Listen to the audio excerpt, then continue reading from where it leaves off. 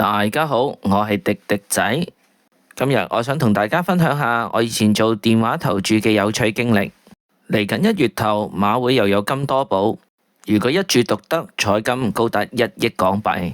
咁我首先由六合彩講起。其實買六合彩真係冇技術同戰術可言。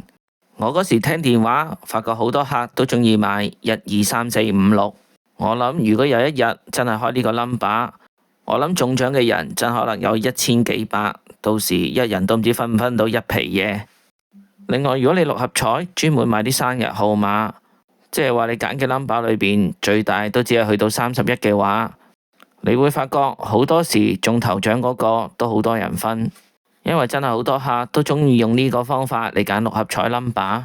跟住大家有冇試過咁樣買六合彩？11、21、31、7、27、37，又或者13、23、33、43、8、18，即係專揀後邊個 number 相同嘅組合。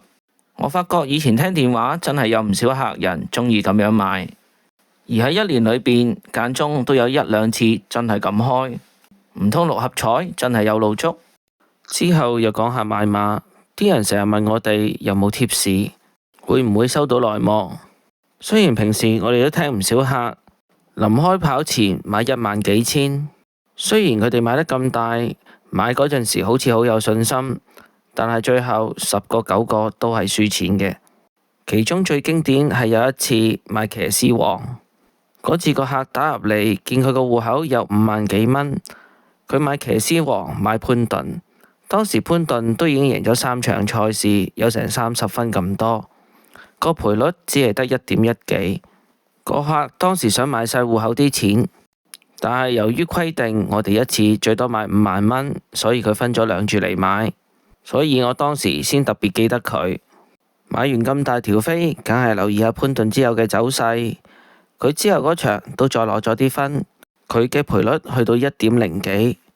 正常呢個賠率，潘頓攞騎師王嘅機會都10拿9穩，但係之後潘頓就好似食錯藥咁，再冇乜分數進賬，反而麥道朗贏下一場又一場，去到尾二嗰場，麥道朗都只係爭潘頓幾分，跟住跑埋最尾嗰場，麥道朗仲跑過第一添。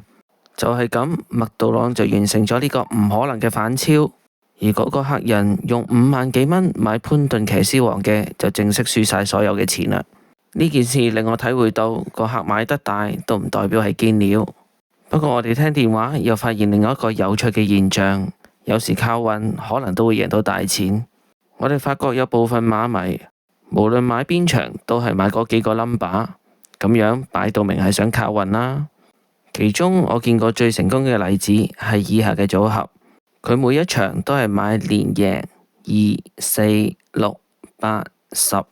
呢個客主要係買雙數，有時買5隻，有時買6隻。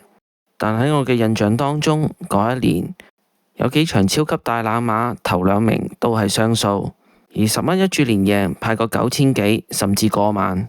所以咁樣睇返轉頭，有時買運都可以間中贏到大錢。而且佢仲有個好處，啲馬連跑都唔使跑。最後我分享多一個例子，有個客個戶口成日都係6位數字，而佢嘅投注方法亦都好特別。我同啲同事都研究過，可能佢係用呢個方法贏到佢個6位數字嘅存款。佢通常每場馬都係買2條飛，一條就係3重彩，一膽拖2腳100蚊一注，另一條就係單 T 3隻馬200蚊一注。我見平常啲客通常3重彩單色或者單 T 都係10蚊一注，呢個客零零舍舍買100蚊同200蚊一注，而且次次聽親佢都係咁買。